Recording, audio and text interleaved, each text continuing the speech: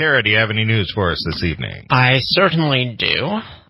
So it was a slow week in UFO news, but Canadians saw UFOs at a rate of 3 per day in 2017, according to a report by ufologist Christopher Rutkowski.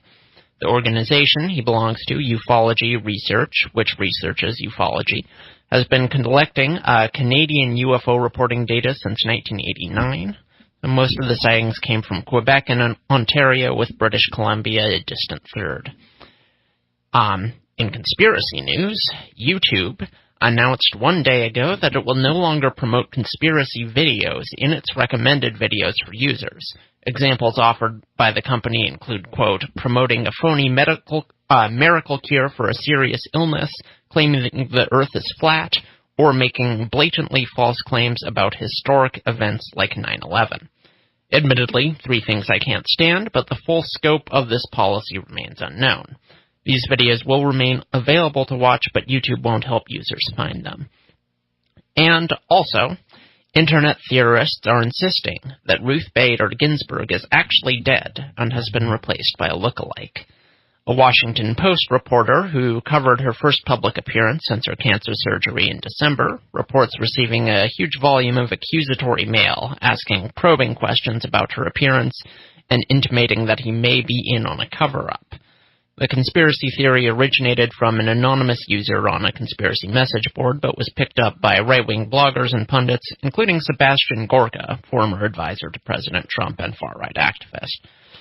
Listeners are advised that friends and loved ones may have also been replaced by body doubles to cover up their deaths, and you should trust no one. Even small changes in gait, appearance, or behavior could be a sign that a relative has been replaced. Experts advise quizzing potential body doubles on past events before divulging any personal information. Back to you, Chauncey. Okay, the Ruth Bader Ginsburg lookalike.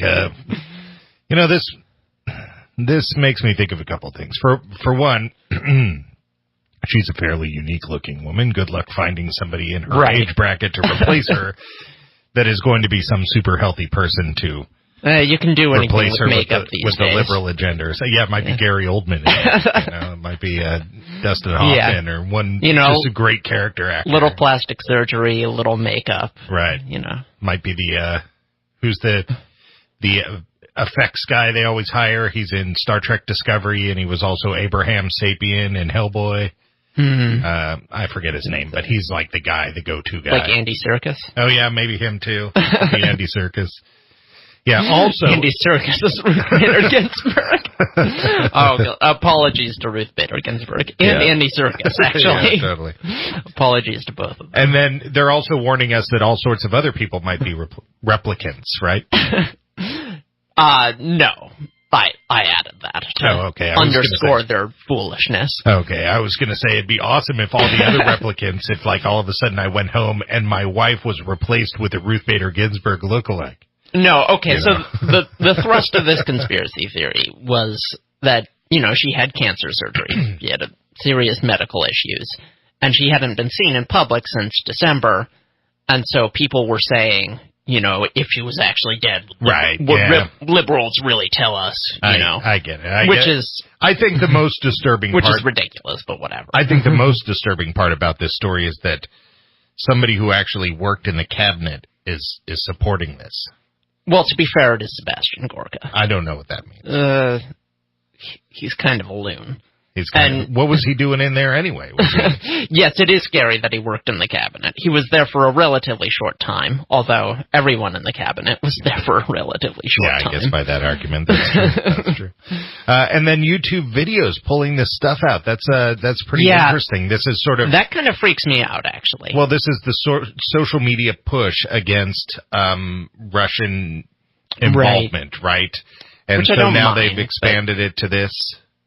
Here's my thing. I like this policy, but I don't like that YouTube, which is basically a corporate monopoly, right? Yeah, is the one making these decisions. Like, if anyone has to make decisions about what happens about people's ability to share and create content, I mean, it should be the government. At least we can vote for them, but it shouldn't be anybody. I agree. I think it's really shady that people put out like fake cures for people who are like dying. I think that's really shady. But I also think it's shady that YouTube apparently knows which cures work and which ones don't. I think that's a little bit weird. Yeah, they're making the determination, and to a certain extent, I'm like, okay, if you claim, 9/11 was an inside job, or there's, ginseng cures cancer, or something crazy like that. There are obvious things, but really, the classic problem with this is, where do you draw the line? There's always going to be gray area things, and I imagine it won't be long before we start hearing about them. Yeah, well, I think this is something that our country falls victim to on a regular basis, and that is fixing the symptom instead of the problem. Mm-hmm. The problem is people are stupid, and they go onto YouTube and they read stuff and they believe it. Yeah. Check your sources. All I'm asking people to do is check your sources. I think last week I was talking about how my wife has decided to chase back any crappy comments that are on any social media, and 9 out of 10 times she finds out that these crappy comments are coming from bots or people from other countries that have no profile whatsoever. Right, they're just, building up. And it's crazy, but people are putting all of this investment. On the business show that I do, we were talking about how like 60% of people get their news from social media. Yeah. And it's insane. True. How do you get your news from other people who aren't news reporters? Like, I realize that we're all opposed to the media, but, get out there and fix the media. Find media that's support-worthy. Right. But don't expect your next-door neighbor, Chuck, to have the cure for cancer, because Chuck doesn't have the cure for cancer. He's in the same boat you are. You don't know Chuck, Chauncey. I guess I don't. I trust this guy. And then Canadian UFO sightings, well, that's the population of Canada is 36 million, so that's like 1 in 10 a day. I mean, 1 in 10 million Canadians see a UFO a day. That's crazy. Yeah. It is pretty crazy. And, I mean, to be fair, UFO sightings, 99% are always going to be, just unidentified objects that could be identified if they were seen by someone else. Yeah, maybe they're here for ice. Maybe the aliens are here for ice. Yeah. Because I constantly see on the news, it shows the north of the United States, and they're just all death blizzards. And then up above that, that's Canada. They just live in a death blizzard. They're totally fine with it. Or like a galactic 7-Eleven. They're just stopping and it's like, my fridge is busted. Let me suck up this glacier.